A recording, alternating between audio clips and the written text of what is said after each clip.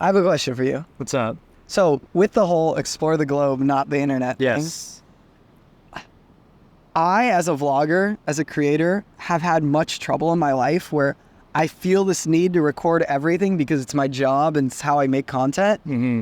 But it feels like I'm not living the present message that I'm teaching everyone. Yeah. It's like I'm recording everything, but I'm telling everyone to be present. How do you balance that, recording everything but being present? It's funny you asked that because that's been something that I personally have also struggled with so often, more often than I would like to. And I've never had any of my even creator friends ask me that question, like, how do you balance that? Because it's tough, man. Like, it's hard. Like you said, when I will go on location, like, for example, I went to Hawaii recently this year. Yeah. And basically on my mind 24/7 was content. Like, get as much content as you can, like, make some cool stuff. And it kind of totally took away from the whole reason why I got into this stuff initially, to enjoy exploring and stuff, just because I was so caught up. But I kind of learned, and I've done this on a lot of my trips now, wherever I go, is at certain times you just need to know when it's time to put down the camera. Yeah. And something that's helped me balance that is my friends, because when they are kind of off doing something and I'm like trying to gather content of them doing something, I kind of am separated from the group, and it's like, okay, well, am I even like having fun right now? Yeah. We'll just kind of know to put down the camera and just let life, or not life, but let the trip, take its course and go on to that. You know what's funny about this whole topic is that I feel like the people who care the most about being present are the creators. Yeah. Which is funny. I heard two things that are related to this. Mm-hmm. One was Yes Theory.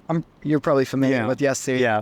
I heard that Thomas Bragg, when he goes and films his documentaries, that people are generally shocked by how little he uses his camera because he'll pull it out, and even if the shot's not perfect, he'll be like, that's good enough, and he'll put it away because he really wants to experience the experience. Mm-hmm. And I think about like the kids who go to concerts and they take 20 Snapchat stories. It's just like over and over. And I'm like, and I don't want to be judgmental, so it's probably going to sound bad, but it's like, oh, like they're just doing it for no reason. Yeah. Just to show they're at the concert. Mm-hmm.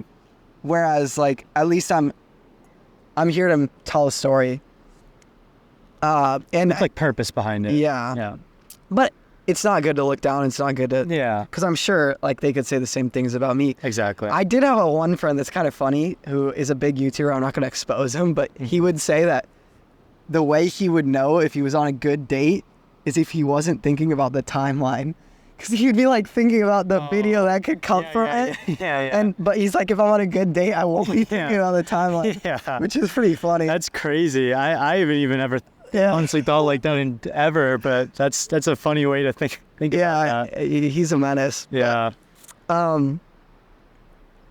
Something that helped me though is I went from vlogging to podcasting, and I'm slowly re-entering the vlogging space because I am passionate about it. Yeah. But one of the biggest reasons I switched from vlogging to podcasting is that vlogging took me out of the moment. So if I was with a bunch of friends and then I pulled my camera out to vlog, it was now like I went from being more present to less present. Yeah. But with podcasting, I would never be sitting down having a conversation with you because I don't know you. There's no reason for us to meet. Exactly. But because of podcasting, I'm now having a present conversation with you. And so it's been kind of a reverse effect. Yeah. But just to play devil's advocate on my own argument, there has been times where I used to always say, I don't vlog because I have an exciting life. I don't have this crazy life, so I'm going to vlog it. I vlog so that I can have an exciting life. Is that when your goal is to make something great, you're going to push yourself to travel. You're going to push yourself to have better moments. You're going to push yourself. And I'm sure you've experienced that since you started. Totally.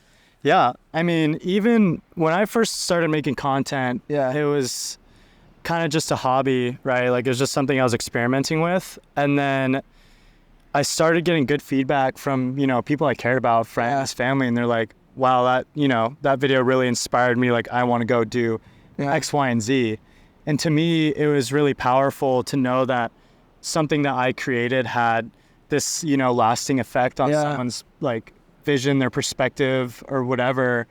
And that's when, you know, it really took off for me, seeing all this feedback where I could, you know, like, I don't want to say help someone because that's not the right word. Yeah. But like inspire someone. Like your whole podcast is respectfully inspired. Like kind of like inspiring someone to like have this certain view or like view on life was super powerful to me. And that's what really pushed me farther, kind of like that reverse effect. Yeah. No, I actually think it is good to be motivated by helping people and helping others. I think a lot of people start their career in a similar way to which I started my career, which was I was a lonely kid in high school and I was a little bit depressed, and I would watch these YouTubers, these vloggers, and they felt like my friends. Yeah. And so a lot of people go to college and they have no idea what they want to do, but it was an easy decision for me because I just wanted to be the same light that these creators were for me. I think though that two things happen with that is that one, a lot of the creators we looked up to changed. So it was like we were watching in the vlog era and now it's the Mr. Beast era. So so I see a lot of people who are inspired by the vloggers, but they feel like the only road to success is Mr. Beast. Yeah. So then they start making this content which is like I put my 10 best friends in a circle, but that's not actually what inspired them. Yeah. And then the other thing too is that you'll start for noble reasons. You'll start because, like I want to be that same light other people were in my life. But then as you go down the road, you're like, oh, money, fame, success. And that's why I always try to take people out of the achievements, is because like your achievements are almost never for other people. Like they're for yourself. It's like a validation for you. And people get somewhere, they get to 1 million subscribers, and what do they want to do next? 10 million. Yeah. Mr. Beast is at 200 million, he's talking about hitting 1 billion. Yeah. And it's like, I don't want to be in that friggin' rat race. Yeah, I just put a lot on you. But. No, it's good. I agree with that. I've even felt that to a certain extent, and I like that you called it a rat race, because in a way it is almost, you know, so many people look down on like the corporate rat race. Oh, yeah. And this is almost like a known rat race, just for our industry, you know, like you said, no one's ever going to be satisfied with a certain number or achievement they hit. Like once you hit X amount of subscribers, like, you're going to want more. And that's something for me that has kind of flipped, which I mean in a good way. So I by no means do I have a lot of followers, like at all. But you're doing well, bro. You're doing well. I'm doing better than I was, but by no means do I have a lot of followers. Neither do I. And one of my really good friends, I won't name him. I probably won't name anybody. Just like reference them. We've kind of been in the same boat. We were struggling with like, you know, really low amount of followers, and all we could think about was, once we have X amount of followers, and everything's gonna be different from us. You know, like we saw this like 10K as this holy grail of like of content creation. Once you hit that, you're set for life. Or 100K. And once you hit that, then it's like everything's gonna be perfect. But it's not, you know, because I hit some milestones for me and felt really good in the moment, but absolutely nothing changed for me. Yeah. You know, like I wasn't landing more clients because of that. I wasn't getting more business, and like maybe I had a little bit more recognition, but at the heart of it, like I still felt the same. And that's when I kind of realized that it's like the amount of followers you have doesn't really matter. It's just what you're putting out there and the amount of people that, you know, you're affecting. That's what but that's what like kind of pushes me, you know, or like even just the feeling of putting something out there that I like, that's what motivates me to put something out there, not my followers, if that makes sense. You touched on a number of great topics. I think there was a couple of things that stood out, which first of all is when people think that like a milestone is going to bring them happiness, what they're doing is they're putting success in the future. And if happiness or success in the future, then it's never where you're at. Yeah. And you're just going to come up with a new thing. But well, you touched on like, I got more followers, but I didn't get more clients.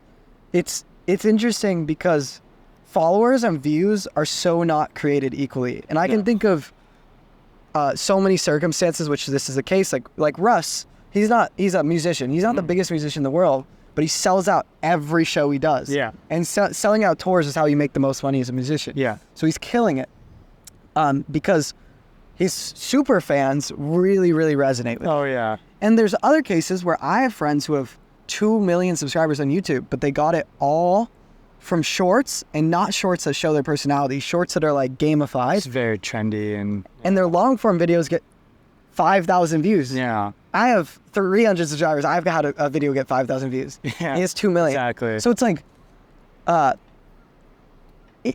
if you're selling, it's all about like feeding the core, feeding the people who love your message, and they will sell it to everyone else. It's about creating a community. Yeah. Creating a tight-knit community around what you like to do.